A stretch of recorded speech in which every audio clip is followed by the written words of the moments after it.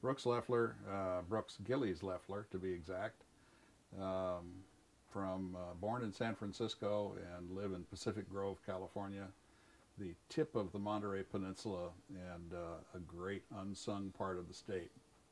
Everybody thinks it's Monterey, but it ain't. Well, I am officially retired. However, I am the creator of Brooks's basic cap kit. And also that has led on to Brooks's complete cap kit and to Brooks's complete cap outfit, which includes a kite and line and all of that kind of stuff. Anything else? Kite aerial photographer, stunt kite flyer, never got into fighter kites particularly. Kite retailer, kite wholesaler. I manufactured probably 500 box kites called Brooks's boxes, Brooxes. That's the first time I used the Brooks's designation, and that's what I've stuck with since then. Brooks's being a word that most people look at and can't pronounce, but at least it's unique to me and nobody's going to copy it. So how did you get into kite flying in the first place? One of my jobs was to work in the Department of Commerce grant-making department. I had worked at PBS for a while prior to that, where the group of employees were all pretty young and energetic, and we would do our lunch hour by throwing a frisbee on the lawn of the mall and that sort of thing. Then I went to work for Commerce, where everybody's idea of a great lunch hour was to go to the nearest GSA cafeteria and stuff down some cardboard food and then go back to their desk. So I decided I really got to do something to get out, and I had gotten into sailing a sailboat on the Chesapeake at this point, and I decided, well, what's the closest thing I can come to that? How about a kite? And my wife had given me a 45-foot Dragon kite a couple of years earlier, and I loved flying it. And so I decided to go buy a kite that I could hide. And so I got a small parafoil that I could fold up and put in my briefcase, and nobody would ever know that I was a kite flyer, and then I could go out on my lunch hour with my briefcase and fly my kite on the mall and come back to work. I mean, it was because I couldn't go sailing on my lunch hour. I discovered the American Kite Flyers Association by buying a copy of Kite Lines, which at that time was associated with the association, at the Air and Space Museum's shop where I had bought my first kite. And I decided to join the association, and I joined at a time when it was going through lots of upheaval and splitting from Kite Lines, and I volunteered. I got very tired of reading the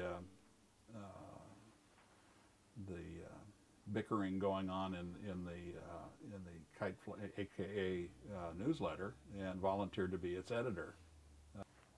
By doing that, I was of course sucked into a much more responsible role in the organization and the politics of kite flying.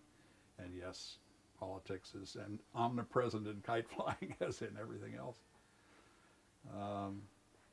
But the people that kind of led me by the hand in the early days, I think probably the closest thing to a mentor as far as kites were concerned was Bob Price, who just died last month.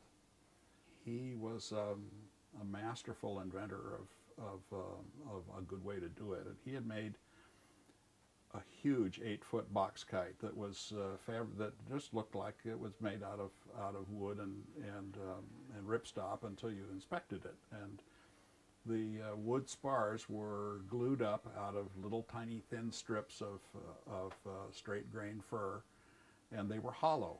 And so this thing that looked like a 1/2 inch by 3/4 inch spar was actually much lighter than that, because it was made up out of 16th inch wood.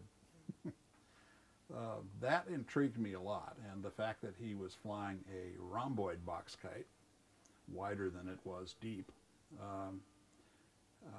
intrigued me as well. And so I sort of looked over his shoulder quite a bit, and that's what really led to my building Brooks's boxes after I got into the retail store.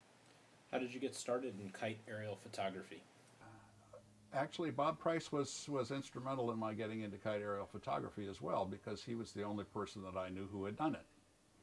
He had stuff from World War II bomb sites and all this incredible paraphernalia in his basement, so he could fabricate almost anything. And he came up with this rig that was way heavier than it needed to be, probably, but it worked. And so he had this Rube Goldberg thing going up and taking pictures from the sky, and he showed me some pictures taken from the lot across the street from his house, and I was blown away by it. And I thought, that really sounds intriguing. I still didn't get into it at that point. I didn't really get into it until probably several years later, when one of my customers in the kite shop came in with his first pictures. You have mentioned your store. Can you tell us how that got started? When I got up to here with where I was in public broadcasting, I was supervising people giving out money, which was not a very creative job, and I really wanted to get back into something that had more stimulation to it than that. I couldn't figure out how I was going to buy a marina because I couldn't afford it. Again, this old sailing kites thing. So I thought, well, how about a kite shop? My wife Gretchen and I both collaborated to buy it. Bought the kite shop in Annapolis, where I did most of my trading. Had been doing most of my trading as a kite flyer. And it was kind of a shock to me to discover that it had been in the red since the first year. And my wife was kind enough to agree to be the cracker winner for a while. She called herself that. Who or what other groups were early pioneers in the KAP community? The Cerf-Volant Club de France was very active, and probably the most active group. And in fact, they had the first competition for kite aerial photography, where they offered a prize, and it had to show the kite line in the picture so that you couldn't cheat. I mean, everybody since then tries to get the kite line out of the picture. But the person that won that competition was a Canadian by the name of Gary Woodcock, whom I've never met.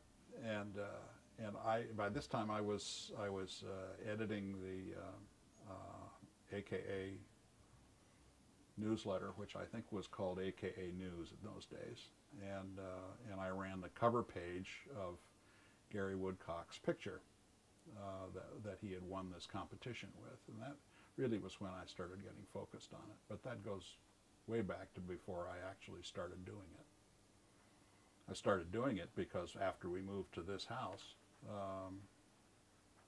I had brought my wholesale business with me, and I was the U.S. representative for Greens of Burnley, and they had developed the Stratoscoop, which is their stickless kite, in a rainbow pattern that looked as good from above as it did from below.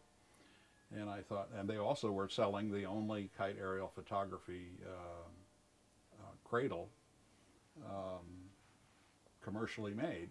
And so I thought, well, I can sell two things in one ad if I take a picture looking down on the top of the rainbow Stratoscoop. So that was one motivation, and the availability of the frame, of course, made it easier to get into it. The other motivation was that this house had strange roof lines, because it had been expanded a couple of times. The roof lines didn't really hang together, and we wanted to expand the kitchen when we first moved in, and couldn't figure out how to do the roof. So I thought, well, as long as I'm doing this, let's send it up and take pictures from above of the roof of the house, because I didn't figure out any other way I could do it. Both of those things led me to build my first rig.